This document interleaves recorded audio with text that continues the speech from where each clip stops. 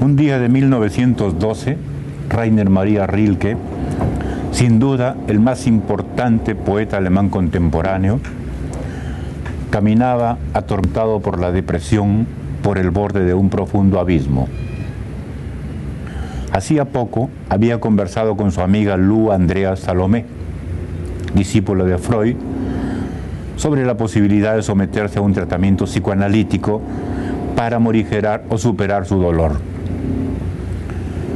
No sería extraño que, mirando el abismo, pensara en la idea del suicidio. De pronto, una frase que expresaba toda su desesperación y soledad apareció en su mente. ¿Quién, si yo gritase, me oiría desde los coros celestiales? Fue consciente inmediatamente de que la frase era bella. La anotó en su libreta y se marchó.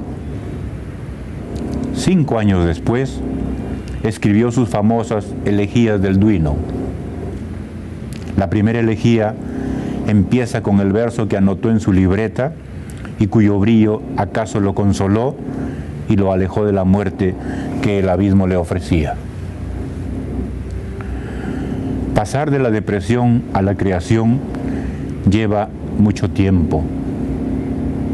En medio de una depresión dura es imposible crear.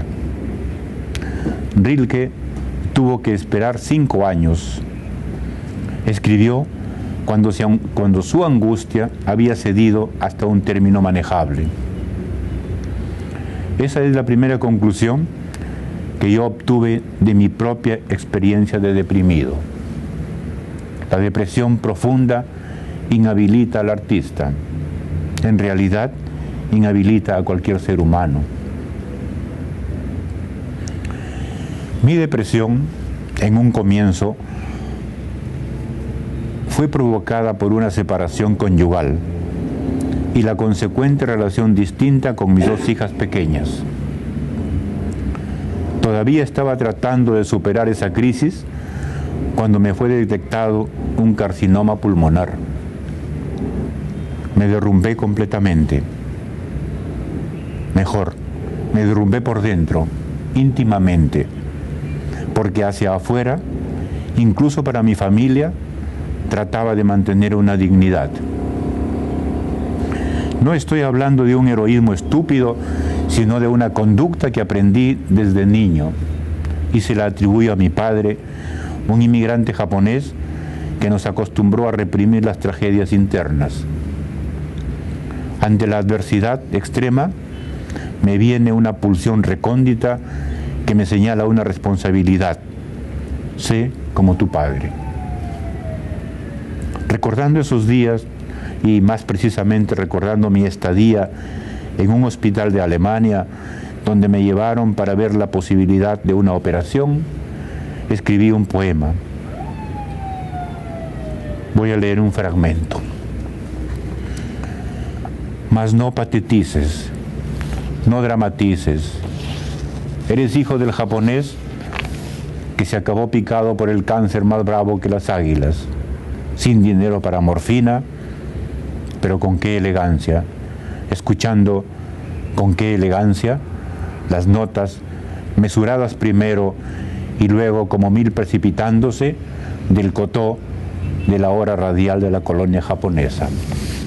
Kotō es el instrumento, una arpa tendida japonesa, ¿no?, que él escuchaba mientras estaba enfermo. Así murió ciertamente mi padre. Yo no podía ser menos que él. Frente a mi infinita tentación de descomponerme o de gritar, mi angustia e impotencia, fui capaz de imitarlo y mantuve cierta serenidad en esa situación límite. En el hospital me empezó una cierta tendencia panteísta, ya en Alemania, que sigo expresando en mis poemas. La visión panteísta fue una necesidad para enfrentar mi inminente finitud, un consuelo necesario, un argumento ante la idea insoportable de la muerte. También expresé en ese momento, en un poema que escribí cuando la depresión empezó a ceder, ya lo dije, en medio de la depresión es imposible escribir, leo algunas líneas de ese poema, un poema de hospital. Levántate y muestra tu desnudez al alba que ya empieza. A las 7 los cirujanos te abrirán el pecho con sus escalpelos. No morirás. Tus voces vegetativas siguen sonando y ya son, y ya eres parte del rumor panteísta que viene del bosque y, al parecer, de un alba más remota. Con aquello de tus voces vegetativas me refería a los ruidos orgánicos, a los borborismos, a las flatulencias, voces que me remitían a la pura biología y que en ese momento sentía que se integraban al rumor del mundo. Se me habían acabado el alma y los pensamientos, pero mis voces fisiológicas me conectaban con el bosque y a una vida esencial y no individual que venía desde un tiempo más remoto. Me operaron, me resecaron parte de un pulmón. Allí empezó una etapa distinta, pero igualmente dura. Mi depresión anterior había sido, por decirlo de algún modo, concentrada. La sentía como un dolor físico en el vientre. La nueva etapa, después de la operación y debido al pronóstico incierto, comencé a sentir una depresión extendida. Todo mi cuerpo y todo mi espíritu estaban invadidos de angustia. Cuando trato de explicar esa etapa, la comparo con ese terror súbito que sentimos ante un terremoto. Pero esa ansiedad profunda solo dura unos minutos. Yo la sentí durante meses. Sentía efectivamente que estaba en una especie de terremoto permanente, con el alma así suspendida. Era realmente espantoso. Creo que a esta altura el duelo por la separación conyugal había disminuido considerablemente. Lo que me torturaba ahora eran las palabras del médico que me operó. Debe esperar alrededor de año y medio para hablar de una posibilidad real de curación. Tiempo después también escribí sobre esto. Leo.